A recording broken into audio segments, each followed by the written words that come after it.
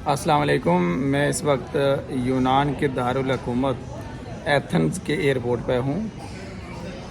यहाँ मैंने एक चीज़ देखी तो सोचा कि आप लोगों से भी उसका तज़किरा कर दूँ। हमारी पहाड़ी ज़बान में एक मुहावरा बहुत ज़्यादा मशहूर है कि जिन्नानी फंडी विच दाने उन्होंने कमले भी सियाने। और दुनिया की दिगर ज़बानों में ये किसी और तरह से भी मशहूर होगा, अपनी अपनी ज़बानों और रवाज के मुताबिक होगा। इसका बुनियादी मतलब यह है कि जिन लोगों के पास पैसा होता है, माल दौलत होता है, जहन होता है, विजन होता है, अच्छे लोग होते हैं, ज़हीन लोग होते हैं, कुछ काम करने वाले लोग होते हैं, मुस्बत सोच रखने वाले जो लोग होते हैं, उनके नालायक लोग भी, उनके वो चल्ले से लोग भी, उनके गूंगे और बहरे लोग भी, उनके लूले और लंगड़े लोग भी सियाने होते हैं। ये बड़ी काम की बात मैं आपसे शेयर करने लगा हूँ कि जिन्होंने फंडी दाने उन्होंने कमले भी सियाने, यानी जिनके पास विजन वाले लोग होते हैं, उनके जो नॉन विजनरी लोग होते हैं, जो बिल्कुल चल्ले और सादे से होते हैं, वो भी बड़े सियाने होते हैं।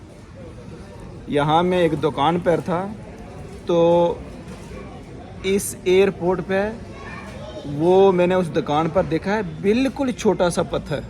वो पत्थर ना तो रूबी पत्थर है, ना ही कोई और पत्थर जो अमूमन हमारे यहाँ लोग अंगूठी में डालकर पहनते हैं, वो भी नहीं है। सादा सा आम पत्थर है। और पत्थर जिस वक्त हम कहते हैं तो शायद बहुत बड़ा ज़हन में आता हो, लेकिन वो ये गीटा है, सो छोटा सा गीटा।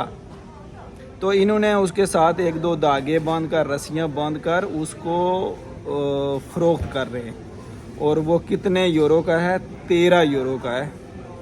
छोटा सा पत्थर जो हमारे यहाँ जिसकी कोई वैल्यू नहीं है, बल्कि आम जगहों पर भी वो ज़मीन पर पड़ा हुआ होता है, जो भी पास से गुज़रता है उसको ठोकर मार के गुज़र जाता है। तो इन्होंने उसको थोड़ा सा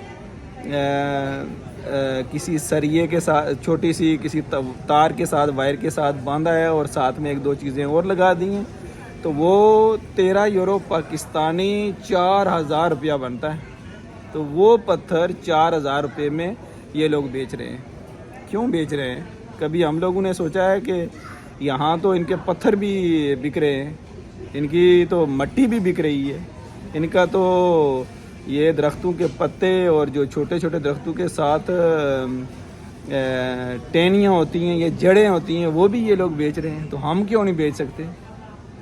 हम इसीलिए नहीं बेच सकते क्योंकि हमारे यहाँ जो हुक्मरान हम पे मसलत हैं, उनके पास विजन ही नहीं है, उनके पास वो सोच ही नहीं है, वो कुछ करना ही नहीं चाहते, वो आगे बढ़ना ही नहीं चाहते। वो नॉन इशू पे बात करते हैं, वो इश्यूज़ जिन पर आवाम को या रियासत को फ़ायदा हो, उन पर तो वो कभी बात ही नहीं करते। इसलिए मैं समझता हूँ कि इन चीज़ों को देखने के बाद जो आवाम है, नौजवान हैं, जो मुस्बत सोच वाले लोग हैं, उनको आगे बढ़ना चाहिए और इस पर कुछ काम करना चाहिए।